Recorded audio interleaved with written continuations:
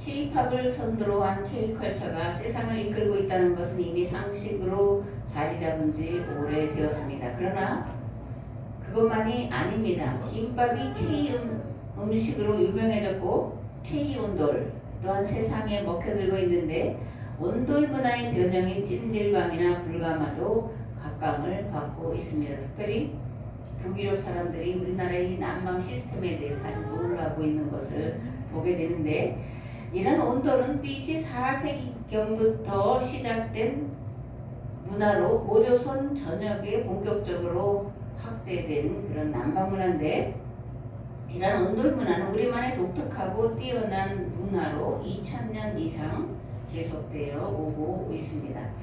문화는 대부분 기후와 환경에 적응하고 살아남기 위해서 만들어졌는데, 우리나라가 이렇게 온돌 문화가 발달하는 것은 사계절이 뚜렷해서 그러는 거죠. 특히 혹한에 살아남기 위한 대책으로 온돌 문화가 발달을 했기 때문에 세계에서 가장 발달된 그런 문화다, 이렇게 우리가 자부할 수가 있습니다. 이런 온돌 문화는 단지 주거 환경에 국한된 것이 아니라 생활습관, 사회 규범, 대중문화 전반에 걸쳐 영향을 주었는데, 온돌 문화의 특징이 무엇일까 한번 생각을 해보려고 합니다. 서양의 난방은 위는 따뜻하게 하지만 바닥은 차잖아요, 그죠? 그러나 온돌 문화는 바닥을 데워서 온 방을 따뜻하게 한다는 장점이 있는데, 이런 온돌 문화의 특징은 첫 번째로 가정의 화합을 중시하는 문화라는 거예요. 또 온돌은 밥상머리 교육과 더불어 이야기 문화를 발전시켰다는 데에 그 특징 그리고 장점이 있습니다. 여러분들이 그런 기억이 있는지 모르는데, 따뜻한 아랫목에 그죠? 누워서 할머니를 통해 듣는 전래동화, 저 이제 아버지를 통해서 삼국지라든가 그런 이야기들을 많이 들었는데, 그런 전래동화나 유명한 고전 소설을 부모를 통해서 또는 조부를 통해서 들음으로 심성을 따뜻하게 하고 평안하게 그렇게 했던 것을 우리가 추억으로 가지고 있습니다. 근데 이러한 것은 단지 전통을 답습하는 것이 아니라 뭐예요? 새롭게 창조되어 내려왔다라는 데 그 의미가 있습니다. 두 번째로 온돌 문화는 연합과 통합의 문화를 만들어냈습니다. 사랑방 문화, 그죠? 사랑방 문화가 제가 살던 60년, 70년 때까지 시골에서는 굉장히 활발한 그런 문화였는데, 특별히 겨울에는 어떤 사랑채에 모여가지고 새끼를 보거나 가마니를 짜면서 거기서 이야기를 나누고 삶을 나누고 그리고 공동체성을 유지하는 데에 중요한 역할을 했던 것이 사랑방 문화입니다. 세 번째로, 이런 온돌 문화는 우리 몸과 친화적이라는 거예요. 사람의 몸은 일정한 체온을 유지해야 살 수가 있는데, 몸의 온도를 유지하기 위한 열량을 대부분 음식물로 섭취를 합니다. 그러나 먹는 것으로만은 우리 몸의 온도를 일정하게 유지할 수가 없습니다. 그래서 난방을 하는 거죠. 우리가 경험상으로 몸이 따뜻해야 신진대사가 활발하고 건강에 도움이 된다는 것을 알고 있는데, 그래서 우리가 찜질방, 불가마 이런 것이 이제 특별히 나이 든 세대에 굉장히 잘 먹혀들고 있는 그런 문화죠, 그죠? 그래서 가서 뜨겁게 찜질하고 땀 빼면 몸이 개운하고 그런 것을 우리가 느끼는데, 이게 이제 온돌 문화, 우리 몸에 친화적이라는 데 그 특징이 있습니다. 이렇듯 온돌 문화는 2000년 이상 전승되어 오면서 주거 생활뿐만 아니라 대중문화에 영향을 미쳐온 무형유산으로 그 가치와 영향이 확대 재생산되고 있습니다. 좋은 것은 창조적으로 계승하고 발전시켜 나가야 하죠. 그런데 이러한 것은 과학과 기술력 그리고 철학으로 가능한 것이 아닙니다. 창조적 계승을 위해서는 최고의 정신문화가 뒷받침되어야 하는데, 최고의 정신문화는 신앙에서 출발을 하는 거죠. 그러면 성경이 말하는 최고의 정신은 무엇일까? 황금률이라는 말을 들어보셨죠, 그죠? 윤리와 철학에서 볼 수 있는 원칙으로 다른 사람이 내게 해주었으면 하는 행위를 하라. 이것이 이제 세상 철학에서 말하는 황금률이에요. 공자는 노노안윤편에서 내가 원하지 않는 바를 남에게 행하지 말라 이렇게 말하고, 또 중용에서는 충과 선은 도의 어긋남이 멀리 있지 않으니 자기에게 베풀어지기 원하지 않는 것을 또한 남에게 베풀지 말아라 이렇게 말합니다. 또 유대교 랍비 힐렐은 탈무드에서 내가 싫어하는 것은 남에게도 하지 말라, 이것이 모든 토라이며 그 나머지는 이에 대한 주석일 뿐이다 이렇게 이제 말씀을 하고 있습니다. 그렇다면 신약에서 예수님이 말씀하신 황금률은 무엇일까? 마태복음 7장 12절에 보면 그러므로 무엇이든지 남에게 대접을 받고자 하는 대로 너희도 남을 대접하라, 이것이 율법이요 선지자니라. 아멘. 제가 그 유대교 랍비 힐렐이 탈무드에서 말하는 것과 마태복음 7장의 말씀을 여러분들에게 들려드렸는데 차이점을 여러분들 발견하셨나요? 유대교와 유교 또는 철학의 황금률은 부정명령이에요. 하지 말라. 그죠? 자기가 싫어하는 것을 하지 말라라는 그런 부정명령문인데, 예수님께서 복음서에서 말씀하신 황금률은 긍정명령이라는 거예요. 즉 자기가 받고자 하는 바를 행하라는 것입니다.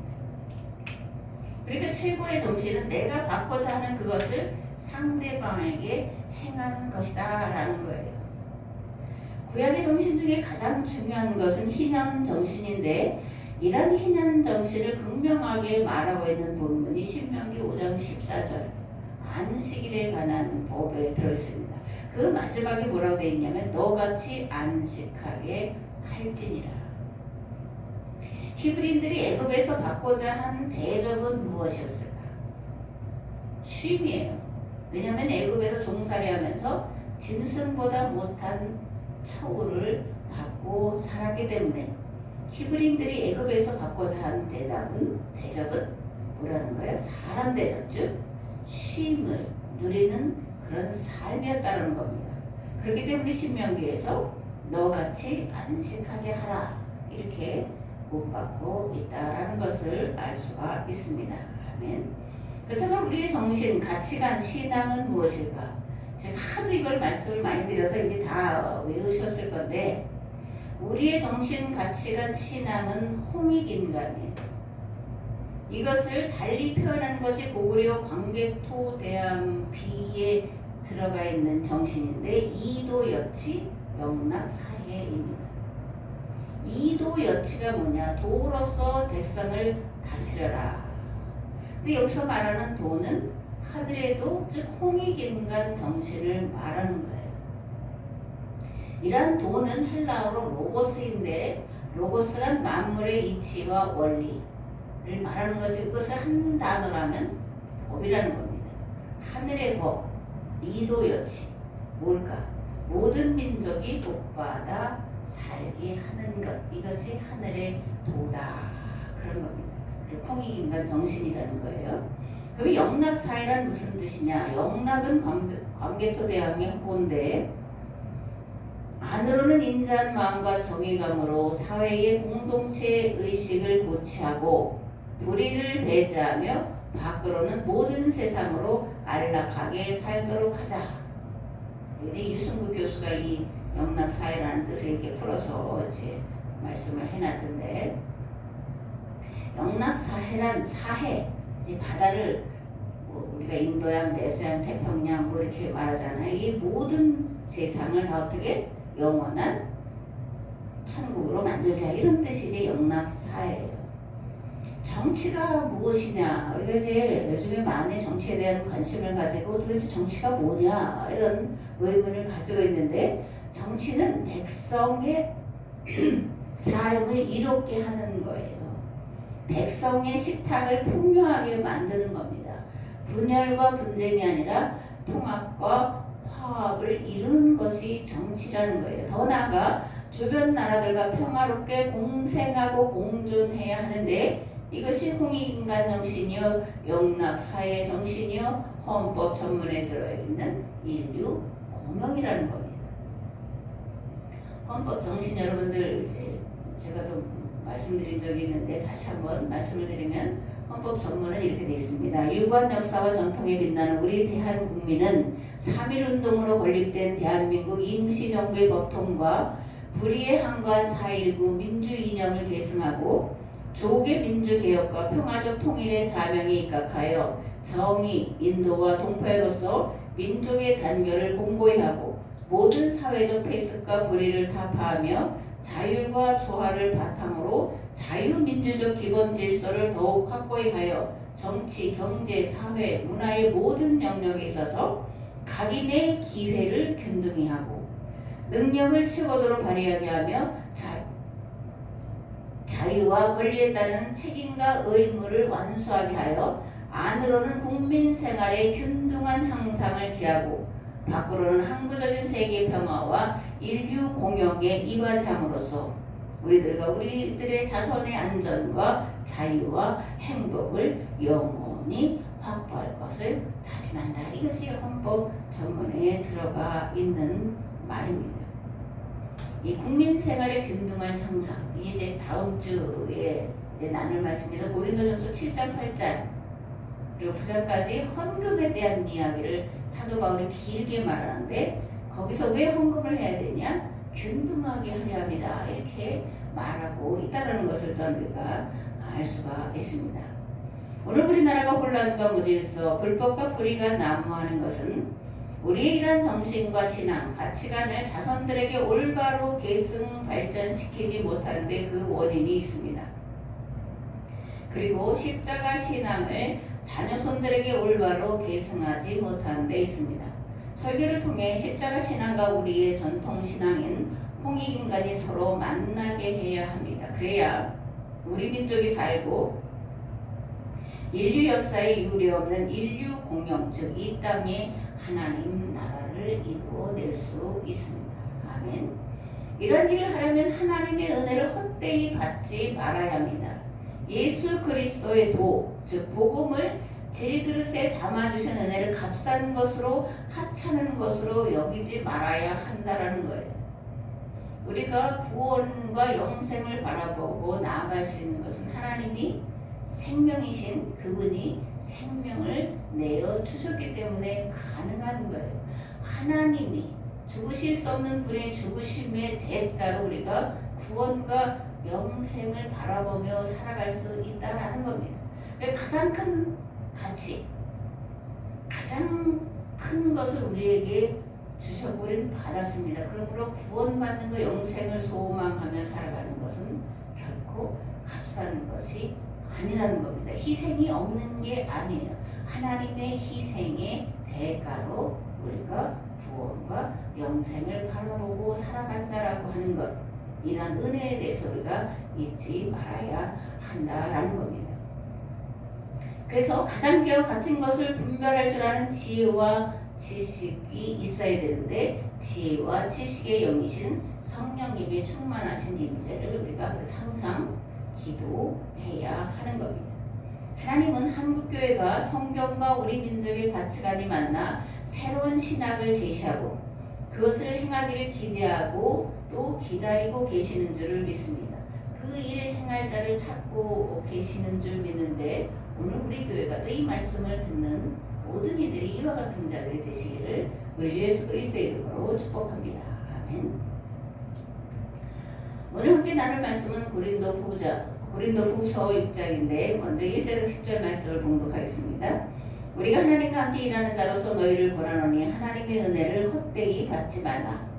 이르시되 내가 은혜 베풀 때에 너에게 듣고 구원의 날에 너를 도왔다 하셨으니 보라 지금은 은혜 받을 만한 때요 보라 지금은 구원의 날이로다. 우리가 이 직분이 비방을 받지 않게 하려고 무엇이든지 아무에게도 거리끼지 않게 하고 오직 모든 일에 하나님의 일꾼으로 자천하여 많이 견디는 것과 환난과 궁핍과 고난과 매맞음과 갇힘과 난동과 수고로움과 자지 못함과 먹지 못함 가운데서도 깨끗함과 지식과 오래 참음과 자비함과 성령의 감화와 거짓이 없는 사랑과 진리의 말씀과 하나님의 능력으로 의의 무기를 좌우에 가지고 영광과 욕됨으로 그러했으며 악한 이름과 아름다운 이름으로 그러했느니라. 우리는 속이는 자 같으나 참되고 무명한 자 같으나 유명한 자요 죽은 자 같으나 보라 우리가 살아있고 징계를 받는 자 같으나 죽임을 당하지 아니하고 근심하는 자 같으나 항상 기뻐하고 가난한 자 같으나 많은 사람을 부요하게 하고 아무것도 없는 자 같으나 모든 것을 가진 자로다. 아멘. 이 사도 바울은 참 지식이 그 시대뿐만이 아니라 오늘날에도 타의 추령을 불허하는 그런 지식을 가진 자라고 볼 수 있는데, 특별히 이제 언어를 표현하는 면에 있어서 이처럼 다양하게 표현하는 것을 보기가 참으로 어렵습니다. 하나님의 일꾼은 많이 견뎌야 되고 어려움과 고난 환난 가운데서 깨끗해야 되고 하나님 하는 지식과 오래 참음과 자비함과 성령의 감화와 거짓이 없는 사랑과 진리의 말씀과 하나님의 능력으로 의의 무기를 좌우에 가지고 양날의 검인 말씀과 기도를 가지고 세상 사람들이 보기에는 욕된 것 같지만 가장 아름다운 이름으로 예수 그리스도의 복음을 전파하고 있다, 이렇게 선언 또는 선포를 하고 있습니다.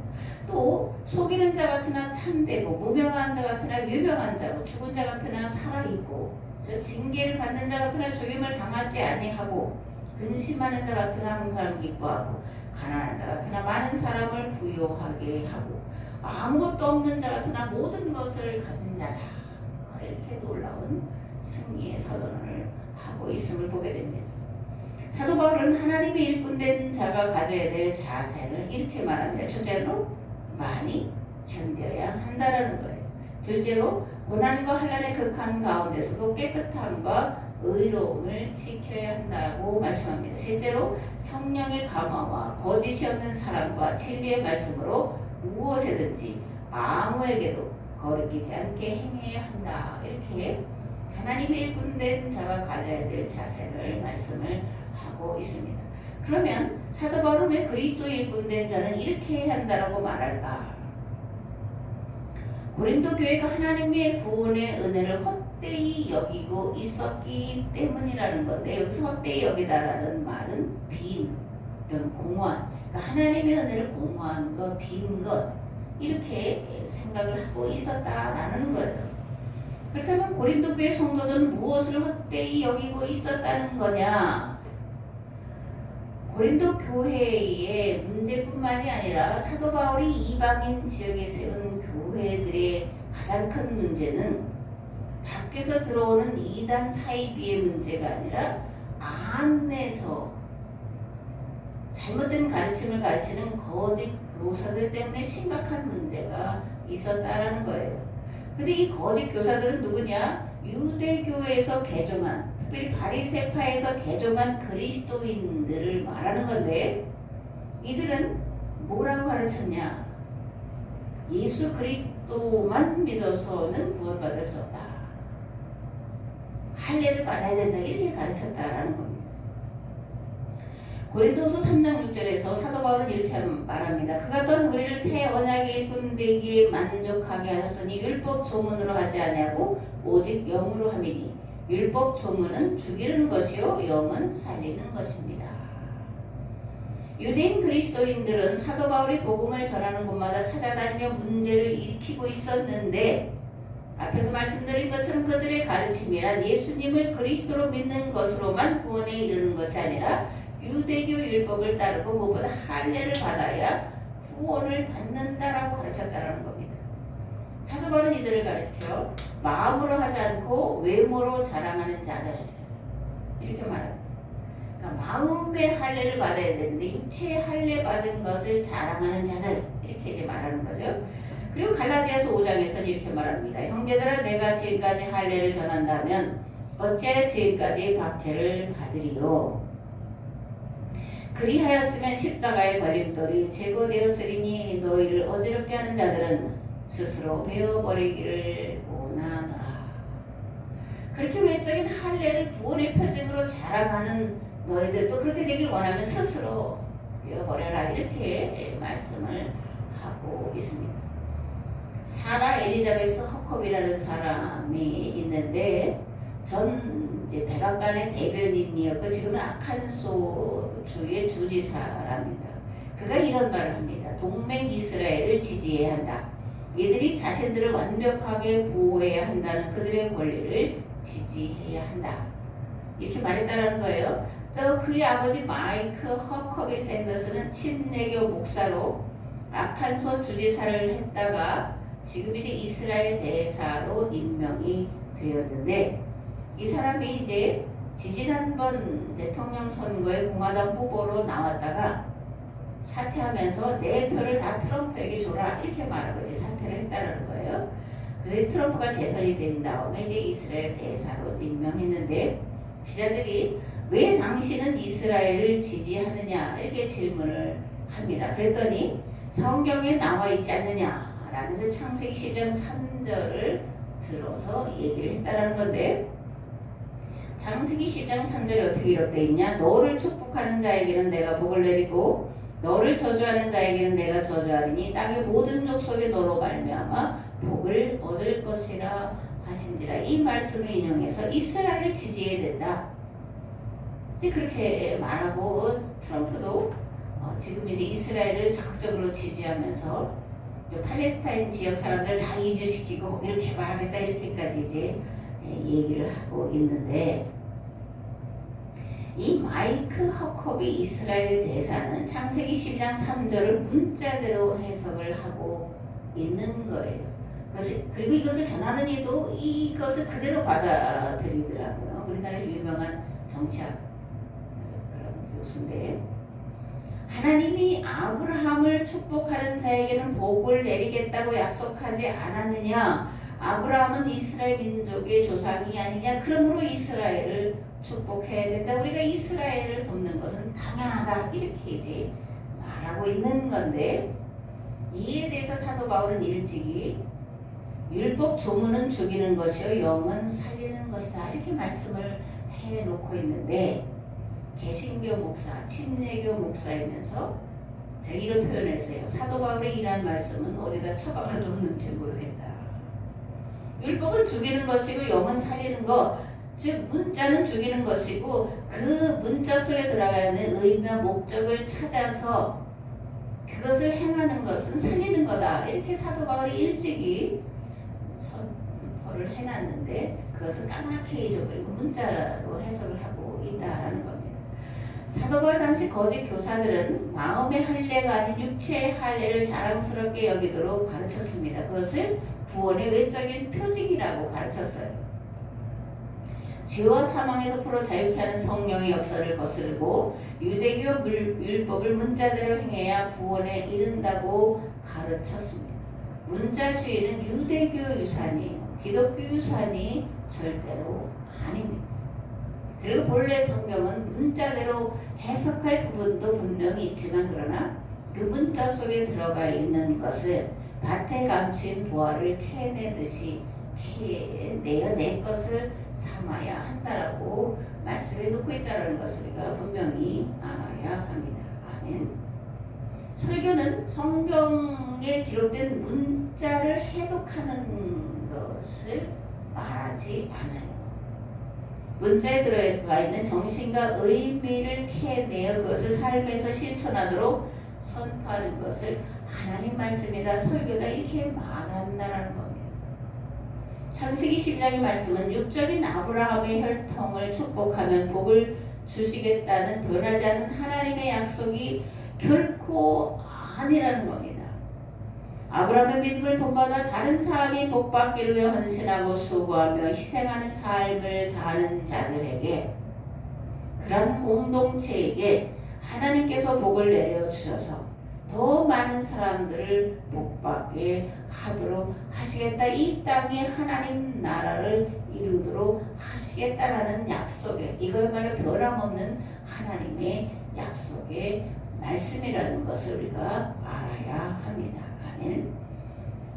6장 12절에서 18절 말씀 봉독하겠습니다. 너희는 믿지 않는 자와 멍에를 함께 매지 말라. 의와 불법이 어찌 함께하며 빛과 어둠이 어찌 사귀며 그리스도와 벨리알이 어찌 조화되며 믿는 자와 믿지 않는 자가 어찌 상관하여 하나님의 성전과 우상이 어찌 일치가 되리요.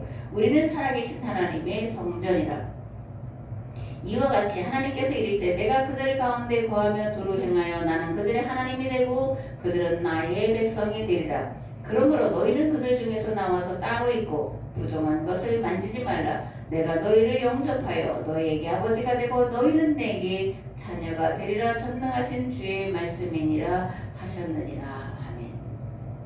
구약에 있는 말씀을 들어서 이것을 레위기에 말로 하면 내가 거룩하니 너희도 거룩하라, 이런 말씀을 사도 바울이 들어서 너희가 하나님의 성전인데 어떻게 하나님의 성전과 우상이 일치가 될 수 있냐, 그리스도와 벨리알같이 조화를 이룰 수 있냐, 이렇게 말씀을 하고 있습니다. 사도 바울은 고린도 교회 성도들에게 믿지 않는 자와 몽해를 함께 매지 말라. 의와 불법이 어찌하게 하며 빛과 어둠이 어찌 사귀며 그리스도와 벨리알이 어찌 조화되며 믿는 자와 믿지 않는 자가 어찌 상관하며 하나님의 성전과 우상이 어찌 일치가 되겠느냐 말씀하는데, 이것을 어떻게 이해하고 오늘날 우리는 어떻게 적용해야 할까, 그런 문제를 한번 생각을 해봐야 되는데, 여기 믿는 자와 믿지 않는 자가 어찌 상관하며 그럴 때 이 상관이라는 것은 부부간의 관계, 그런 것을 표현할 때 이제 상관이라는 그런 표현을 많이 사용을 하고 있습니다. 그러니까 믿지 않는 자와 믿는 자가 어떻게 결혼을 할 수 있냐, 이제 그런 표현이에요. 요즘 믿는 젊은이들을 보면 상대방의 종교에 대해서 굉장히 포용적이고 관용적인 태도를 보이죠. 그죠? 부모도 마찬가지입니다. 너는 네 종교 믿고 나는 내 종교 믿고 착하게 살다가 결국은 천국 가는 거 아니냐, 하늘나라 가는 거 아니냐, 이런 것이 요즘에 보통 사람들의, 그리스도인들의 입에서도 이제 그냥 일상적으로 나오는 말인데, 근데 과연 그럴까라는 거예요. 한 집안의 종교가 다른데 아무 문제가 없을까라는 거예요. 너는 내가 믿는 종교 생활하고 나는 내가 믿는 종교 생활을 하면서 서로 간섭하지 말자, 그렇게 말한다고 해서, 그렇게 약속했다고 해서 과연 문제가 없을까? 물론 문제가 없을 수도 있습니다. 그러면 어느 때 문제가 없을까? 구원과 영생을 믿지 않을 때 가능해요. 그죠? 이 땅에서 잘하고 착하게 살고 그러다가 저 세상 가면 돼, 이러한 내세적인 그런 세계관을 가지고 있으면 가능합니다. 또 최후 심판을 믿지 않을 때 가능해요. 심판이 없다면 이 땅에서만 잘 먹고 잘 살면 되는 거죠. 그죠? 도덕적으로 윤리적으로 살면 돼요. 그것으로 다 끝나는 거니까.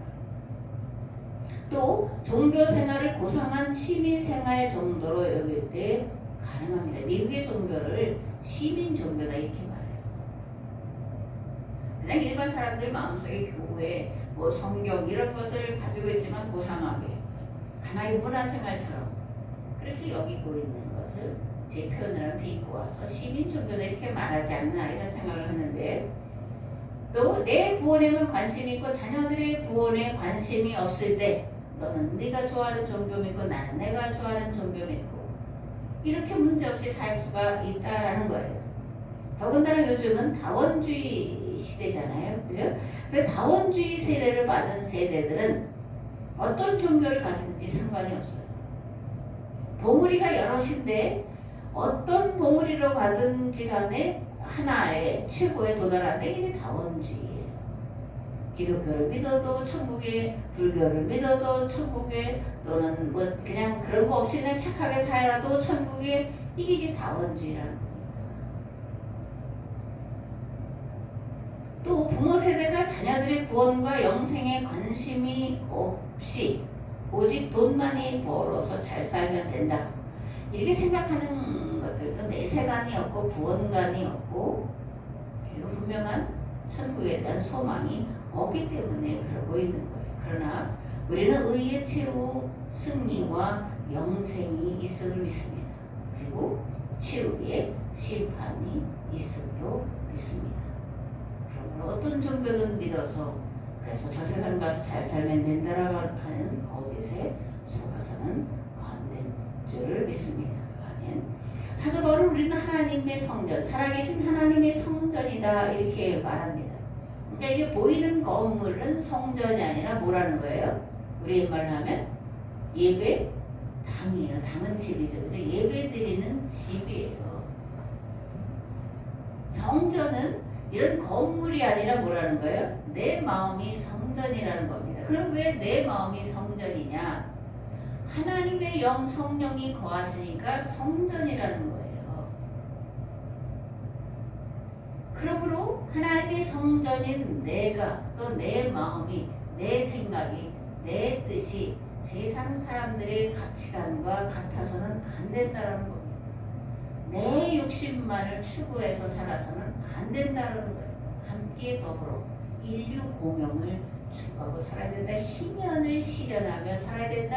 이 땅에 하나님 나라를 이루며 살아야 한다. 이렇게 생각하고 살아가는 자들을 하나님이 당신이 거하실 처소 성전을 삼아 거하신다라는 그런 뜻입니다.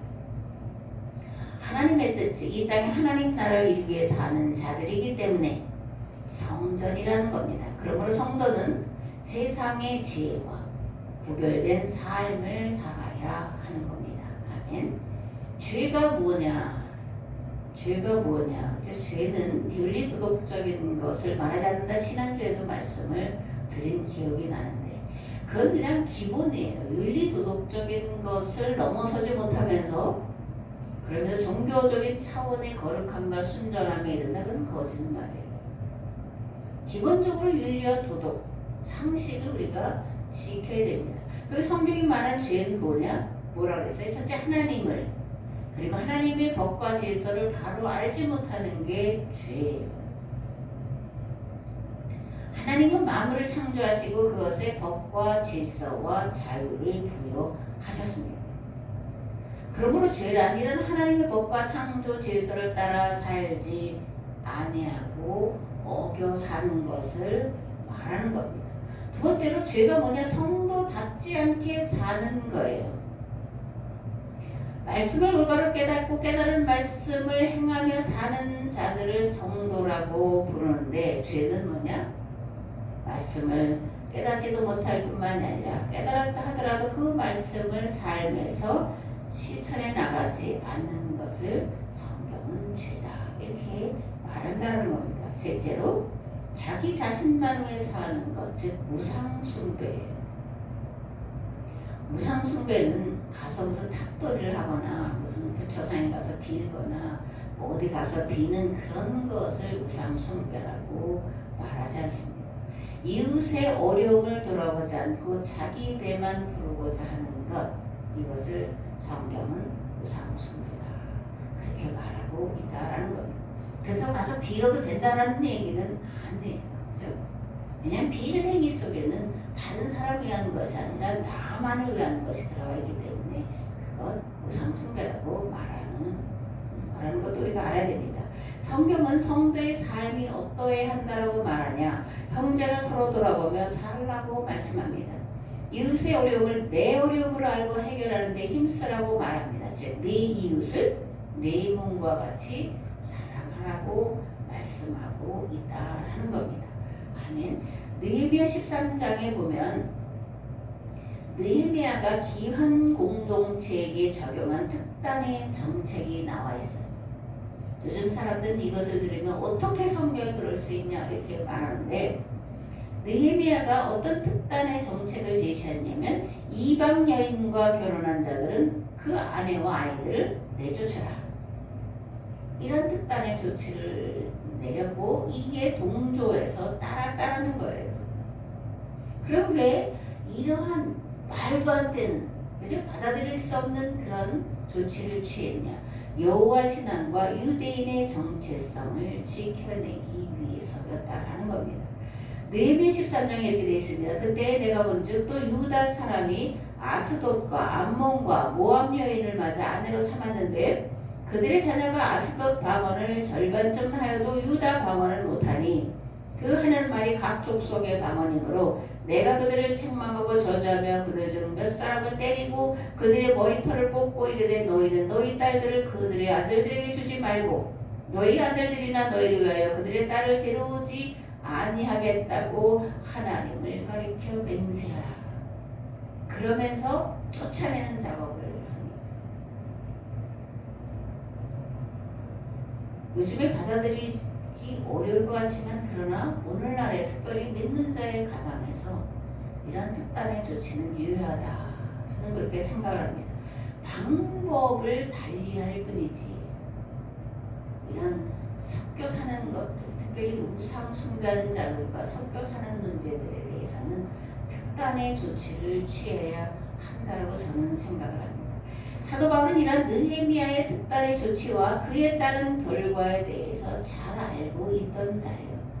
그렇기에 고린도 교회 성도들에게 믿지 않는 자와 멍해를 함께 하지 말라. 믿는 자 믿지 않는 자 어떻게 상관하겠냐, 어떻게 결혼 관계를 유지할 수 있겠냐, 이런 거예요. 고린도 지역은 헬라 문화의 중심지입니다. 이곳에는 수많은 신전들이 있었는데 그 중에 아프로디테 신전이 유명했고 그 신전에서 그 창기 역할을 하는 자들이 1000여 명에 달했다고 합니다. 그러니까 창기라는 거 우리의 표현이고 신전 사제예요. 사제가 1000여 명이나 달했는데 사제들이 하는 일이 뭐였다는 거예요? 신전에 찾아온 자들과 성관계를 맺는, 이것이 신전의 사제들이 하는 그런 일이었다라는 겁니다. 이런 지역과 문화적인 특징으로 인해 교회 내에 여러 가지 문제들이 발생했는데 고린도전서에 그런 것들이 적나라하게 기록되어 있습니다. 음란 문제, 은사의 오남용 문제, 교회 내의 분파로 인한 분열과 혼란, 그리고 성적인 문란에 그런 문제들이 고린도 교회 안에 비일비재하게 일어나고 있었습니다. 사도 바울은 이런 고린도 교회 문제들에 대해서 책망하고 훈계하면서 믿지 않는 자와 멍해를 함께 하지 말라는 느헤미야는 특단의 조치를 이들에게도 내리고 있음을 보게 됩니다. 이 말씀은 오늘 우리에게도 적용되는 말씀이고 반드시 적용해야 할 말씀입니다. 그렇다고 믿지 않는 아내와 자녀들을 내쫓으라, 그런 얘기는 아니에요. 믿는 부모 세대가 먼저 자녀들이 올바른 믿음을 갖도록 신앙과 삶의 본을 보여야 하는 것이 전제가 돼야 합니다. 또 아직 결혼하지 않은 미혼 자녀들이 있다면 배우자 선택에 필요한 조건들 반드시 신앙인이어야 한다는 것을 어려서부터 가르쳐야 합니다. 그래야 믿음 있는 자들과 만나서 믿음의 가정을 세우고 자녀를 믿음 안에 바로 세울 수가 있어요. 정치만 혼탁한 것이 아닙니다. 신앙이 혼탁한데 오늘날 사회의 문제의 원인이다, 저는 그렇게 생각을 합니다. 그래서 이런 것을 바로잡기 위해 내 안에 자리하고 있는 거짓과 헛된 것을 몰아내고 순전한 믿음과 거룩한 삶을 회복하기 위한 노력을 해야 한다는 것을 말씀드리려고 하는 거예요. 그래서 안 믿는 며느리가 들어왔든 안 믿는 사회가 들어왔든 이들을 그리스도인으로 만드는 일을 해야 한다는 겁니다. 그것은 근데 너무나 어려운 거예요. 어릴 때든지 어느 때든지 신앙을 접한 사람이면 돌이킬 기회가 그래도 많은데 아주 생판 모르는 며느리나 사위를 그리스도인으로 바꾼다? 그거는 어려운 거예요. 목사 집안에도 믿지 않는 며느리들이었다가 이 어려움을 겪고 있는 가정들도 많이 있고 믿지 않는 사위를 받아들여서 아주 가정이 어려운 아이들이 신앙을 갖지 않은 그런 문제 때문에 고민하고 슬퍼하는 것들을 우리 주변에서 볼 수가 있는데 그렇게 되지 않도록 미리 교육을 시켜야 돼. 그것을 위해서 기도해야 돼. 내가 삶에서 신앙의 본을 자녀들에게 보여주도록 애쓰고 힘써야 한다라는 겁니다. 혼탁한 세상 속에 우리가 거룩하고 깨끗하고 순전한 믿음을 지키기 위해서 말씀과 기도로 나아가며 하나님의 뜻을 바로 분별하고 그 말씀대로 살기를 위해 애쓰고 수고할 때 성령께서 우리와 함께 하셔서 거룩함과 순전함과 의에 이르도록 역사해 주실 줄을 믿습니다. 아멘.